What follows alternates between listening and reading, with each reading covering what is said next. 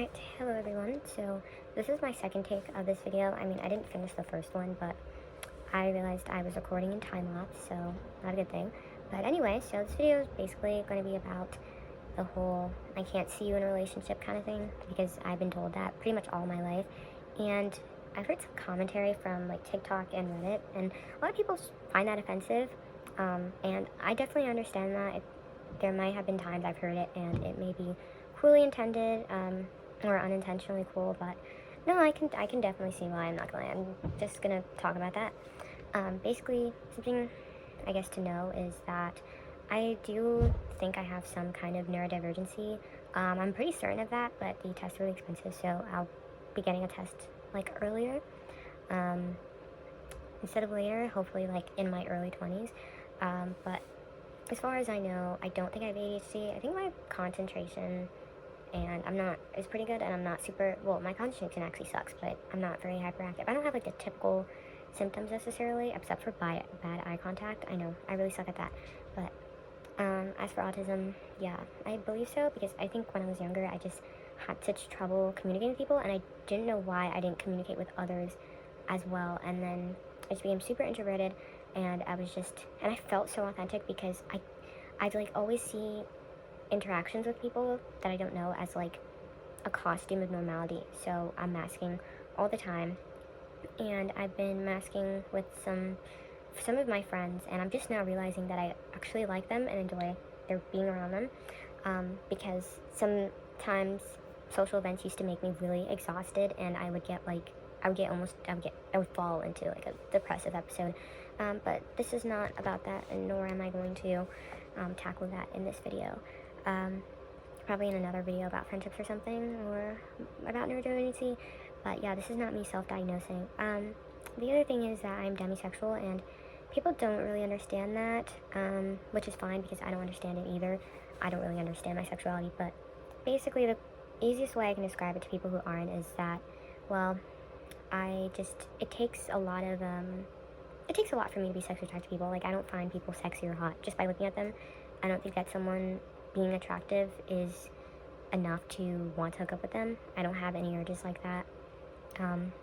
It's a very neutral feeling. I mean, people can be attractive, people can be good looking, they can have a nice face, they can have a nice meat suit, but that does not make me want to do anything physical with them. That's just what it is. Like, I don't feel any sort of physical way at all, and I've tried to convince myself that I do, but I can't. It has failed because I don't, and that's just what it is.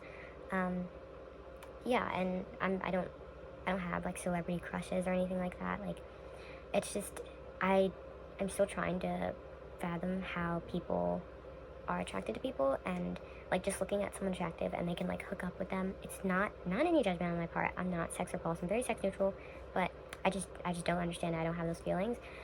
I guess another thing is that, I guess personality wise, like I don't have a lot of hobbies, really enough. Like, I think I used to when I was younger, but now I don't have a lot of hobbies, I guess. And I don't have hobbies that are, well, if I am neurodivergent, I know that. It's kind of a stereotype that neurodivergent women tend to have a lot of male-oriented hobbies. I don't have any of those. So, I don't really have those where I would meet men or anything like that, men of similar interests, things like that. Another thing is personality-wise, because I play a character in a lot of my friendships and things like that, especially when it comes to being like having the kind of tone and intonation and like joy for certain social situations. I guess that because I'm getting over a cold. I had it for a couple days. I guess I don't really know what my personality is, and I'm trying to come into a new sense of self right now, especially as a young adult. So yeah, I don't feel like I can just easily connect with people. Like, it's very hard for me to connect with people upon meeting them without me masking or, pretending, faking, whatever, just a little bit. So that makes things difficult, and I have more female friends than male friends. Most of my friends are queer, so it'd be easiest for me to connect with other queer men. I don't really feel like that's a problem. It's more like straight men. I guess it's hard, and I don't connect with them.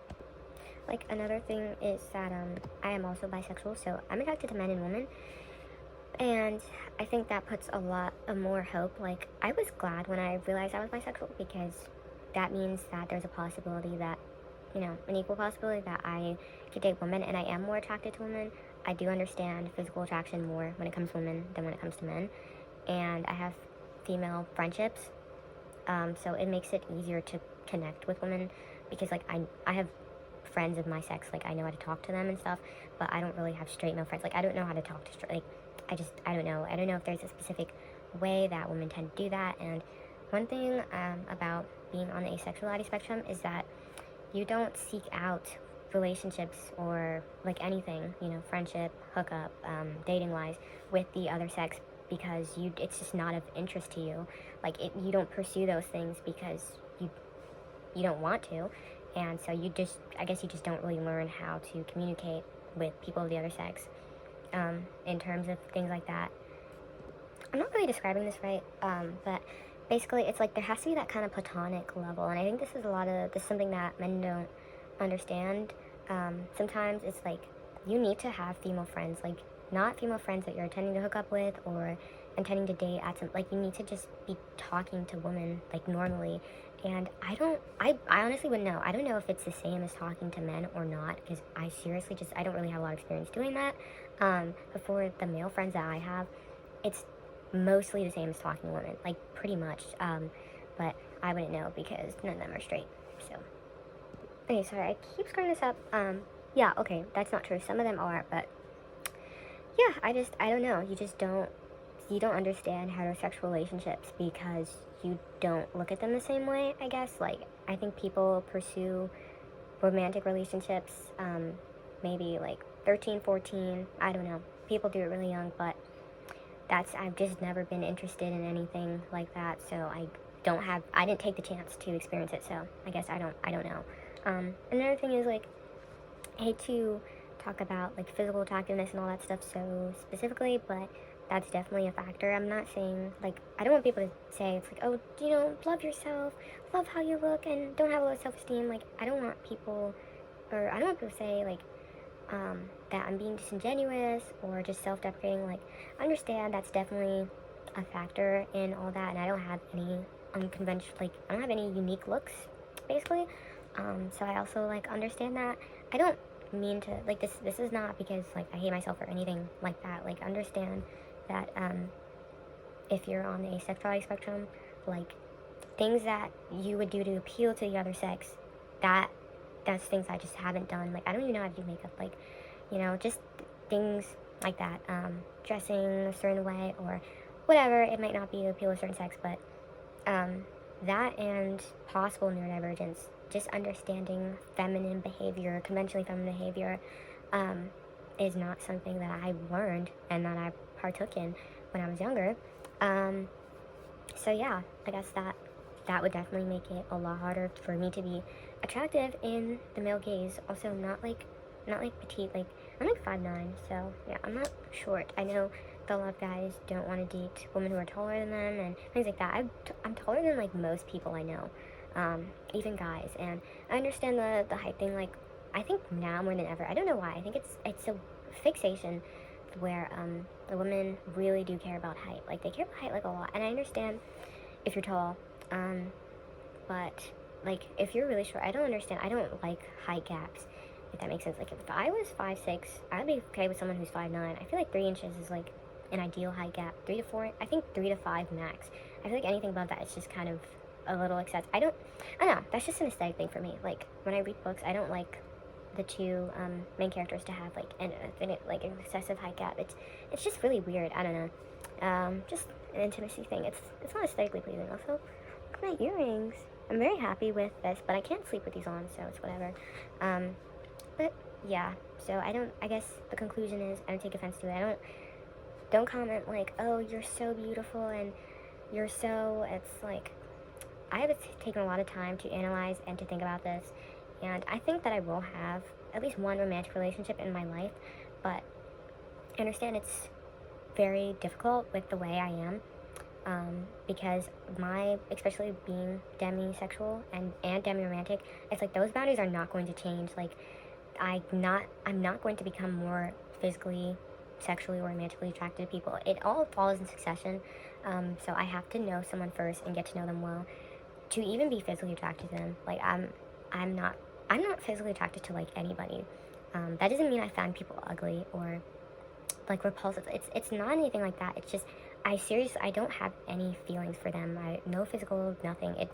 It can be like that, platonic and friends, a strong emotional bond, dynamic. Then I become romantically attracted, then physically attracted, then sexually attracted. But again, that's a long process. It's a double-edged sword, I think, because for some people they may just look at someone and because they're not physically attracted to them, they might find a relationship never possible. They would never commit to someone who looks a certain way. But I don't have that. There's always a possibility. Like, it's never zero, especially because I do like men and women, but it's just, it might never happen, and it's probably going to take, like, a really long time. Yeah, so, and the double-edged sword, on my part, is that I could spend years starting to like them and all that, and then they just don't like me back, So, yeah, I don't think I don't think I would change. Because I have quite a few opinions on like hookup culture and all that, but again, they are not from a heterosexual perspective, and I'm talking about the asexuality, and a romantic part, not from the bisexual part. I think me being interested in women, again, I think it helps my chances at dating a lot because I can communicate with women, and I can already connect with women. I just and it's way easier for me to be physically or sexually attracted to a woman than a man. Like, it would still take time, but it would take less time, I suppose. It's like, it's not instant attraction. I do not feel that at all, none at all. But also I know that a lot of men are like, yeah, if she's not putting out in like 3 months, then I'm like gone. And it's like, I can be romantically attracted to someone, but I literally just might not have the physical feeling, and might like just no sexual attraction at all.